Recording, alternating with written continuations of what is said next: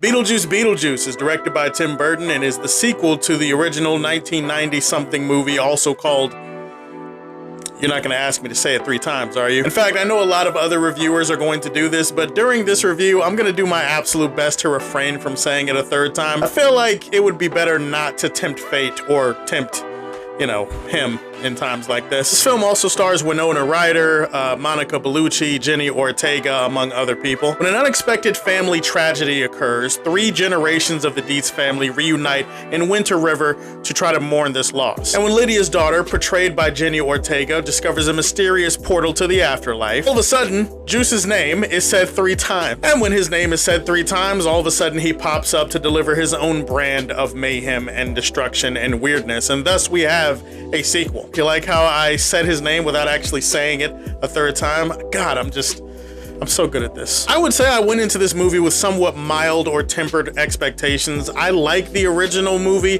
I'm not like the biggest fan in the world of it. It was nice to walk into a movie like this and not have the burden of it absolutely needs to be better than the original in order for me to have a good time. Tim Burton feels like he's back in his element here. This is as confident and as passionate of a film that he has made really since his heyday. One thing I really appreciated about this film right off the top is the use of practical effects and animatronics that they mix in with the CGI in this movie. It absolutely gives it that Tim Burton-esque feel of weird and kooky and gothic, and it definitely will remind you of the original movie. While you don't want to compare it to the original all the time, it is very clear that they're inviting that comparison, at least visually, and so it's okay to look at some of the cool creature designs and effects in this movie and say, hey, they did a pretty good job. This movie, just like the original, thrives when things are crazy, when things are kind of zany, when things are out of whack, out of pocket, a little bit unorthodox. That being said, how are the performances in the movie? Michael Keaton as Juice. Michael Keaton is as good as he ever was. He seems to really relish a role like this where he gets to cut loose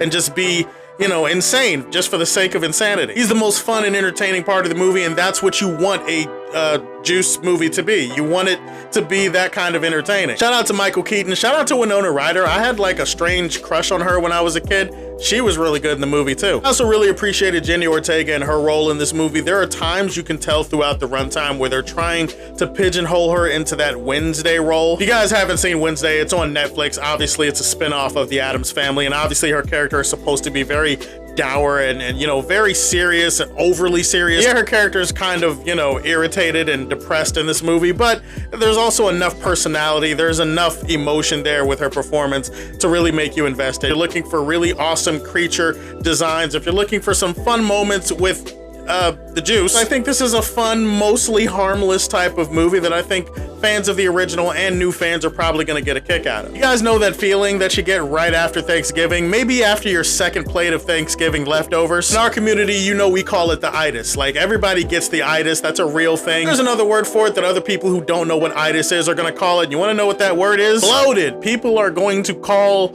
that bloated, and you could absolutely call this movie bloated, and that's the biggest problem with this movie. The issue with this movie is that there is just entirely way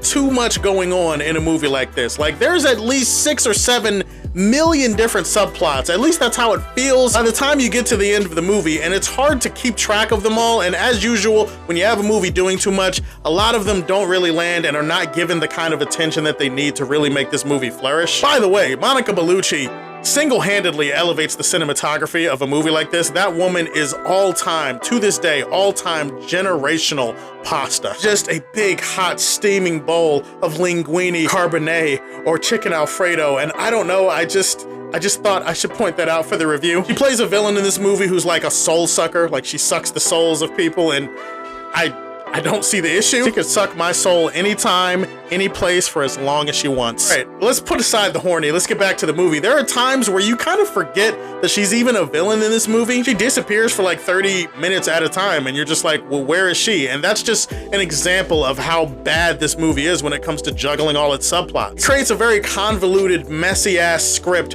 of a movie where it's just hard to really keep track of everything, and as a result, you care less and less about things as it gets towards the end. I would say the biggest casualty of this is the dynamic between the mother and the daughter, because there's actually a surprisingly emotional reason for why they're at odds in this movie. Because the movie is juggling so many things, everything about their dynamic and how it concludes feels rushed. And in particular, when it comes to Lydia, the mother, there was an opportunity to really take her character development and really go the extra mile with it and really stick the landing here. And unfortunately, they just kind of allowed Deus Ex Machina to resolve her character arc, and I didn't like that shit. Monica Bellucci, even in a wasted role, is worth the price of admission, as is Winona Ryder and Michael Keaton. You know, Michael Keaton as the Juice is, you know, that's worth it. Juice or Juice 2 is actually a solid, entertaining, messy kind of movie, and I'm gonna leave this one in the Daily Planet. Those are my thoughts on Juice.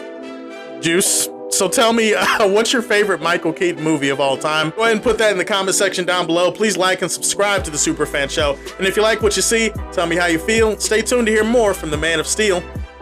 Peace.